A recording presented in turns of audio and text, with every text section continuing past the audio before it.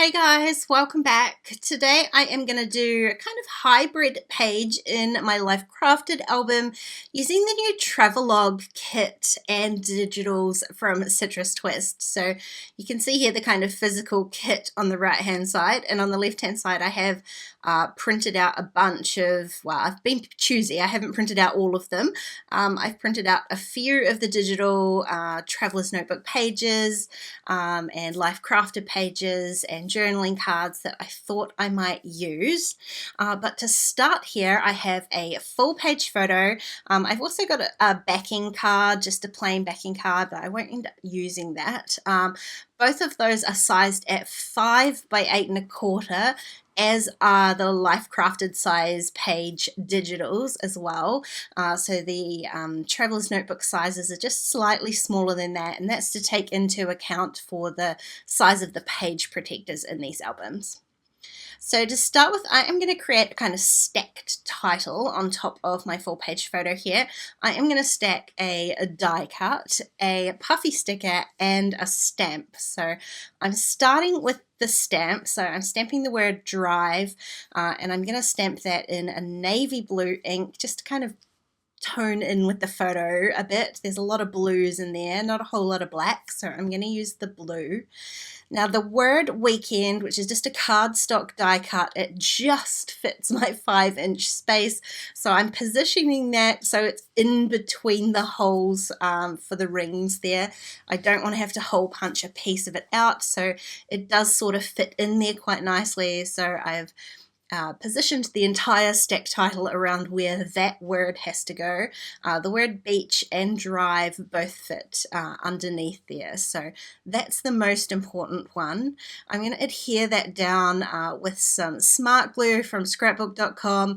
I'm just being as careful as I can be, because with glue on my photo paper like this, there's really only one go at it. I don't want to ruin the photo, so I need to be as careful as I can be.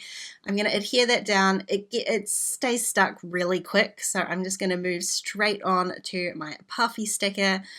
This one I struggled a little bit more with. I ended up having to hold it with my hand and the tweezers. It's a beautiful fine kind of font on this puffy sticker, and so it was just a little bit tricky to get that straight. The two-handed approach definitely worked, and I lined that up in between weekend and drive, and that's my title all sorted. Now the rest of my spread, I kind of am going to end up basing it on the colours that I've used for that stacked title. I had initially kind of imagined that I would use that 4x6 journaling card with the clouds on it, just because it echoed with my sky there, and trim it down to a 3x4 to add my journaling. But actually, by the time I printed them out and had them side by side, the blues are not quite the same, and I probably could have gone back in and fiddled in Photoshop with that to make them a bit more similar, but I didn't really want to reprint it when I had so many other options here. So I think what I'm going to end up looking at is probably using one of the printed background papers instead of a white background, and then doing my journaling on a white journal card rather than on the printed card. So just kind of swapping things around a little bit. Now there's a whole bunch of kind of embellishments in this pack, and I know I want to use some of them. Those chipboard stickers are super cute, so I definitely want to use a few of those. I've gone ahead and done my journaling there, and I'm just going to play with which pattern I want on the background. I was thinking initially that I was going to stick with kind of light and bright as a kind of color scheme for this page. And so I'm playing with white. I played with that little yellow cross. None of it was just kind of jumping out at me. So I decided I would just really gently, really gently stick these chipboard stickers like sort of where I think I want them, which is kind of surrounding my journaling card with the journaling on it. And that way I can introduce some of those other papers and see which ones I like the best. So I'm being very careful. They have stuck down onto the journaling card very lightly, and so I'm just going to audition a few of the other pages. So I definitely like a pattern more than the white on white look. And in the end, I mean, it's not really a shock, is it? I'm going to go with this peachy pink color. I like it with the teals and the blues. I know it's not shocking or groundbreaking for me to go with the pink page, but In the end, I think it kind of pulls together the color scheme a little bit better than all of the other ones because it's the same sort of tone as the word beach. So just all about kind of creating a cohesive spread for me. Now I've added a tiny little bit of adhesive to that card and then gone and run it around my sewing machine just for a little bit of texture, and the thread that was in my sewing machine was pink anyway, so I just left it at pink. It just gives it a little bit more depth and texture to the page. I love adding stitching, and plus it's a super easy way of adhering things down. So that's really all of the kind of basics of my page, and I can go about just really simply embellishing this page. I've got those 3 chipboard pieces that I had initially pulled off. The sentiments all worked, and they just coincidentally happened to be all the right colors as well. So I've added them again just around that journaling card. And I'm going to add a few other kind of stickers to this page and a bunch of stamping as well, and really creating this heavy sort of bottom left to top right flow. So I want to draw the eye across the spread. So that's the sort of basic idea for where I'm positioning everything. I did add one puffy sticker on top of my photo there. It just felt a little bit empty at the top. It's not really creating a cluster, but just creating a little bit more visual punch up there.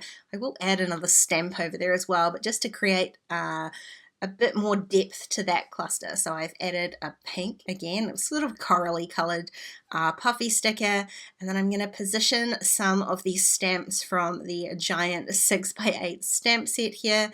I've picked out a whole bunch of different sentiments, and I'm going to place them in and around the same areas that my chipboard stickers were, plus just a couple of extra ones, again, to help drive that kind of flow across the page. And I'm also going to add one directly onto my photo here.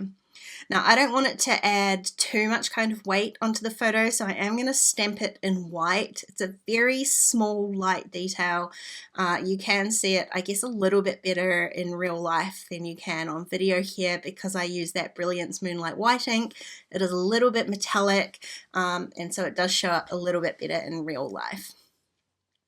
Now, initially I had thought that I would echo that kind of navy blue ink onto the left-hand side of the page, but I think it's just going to take up just too much visual space. So in the end, I went and grabbed another coral colored ink, and I'm going to do a little bit more, I guess, tone on tone sort of stamping. So from here, I'm just picking up all of the stamps from where they are. The ones that are sort of crossing over the journal card, the stitching, and the background paper, they stamp perfectly fine. I was a little bit worried that those different kind of textures and depths might affect the way it's stamped, but it was totally fine, so I had no worries there at all.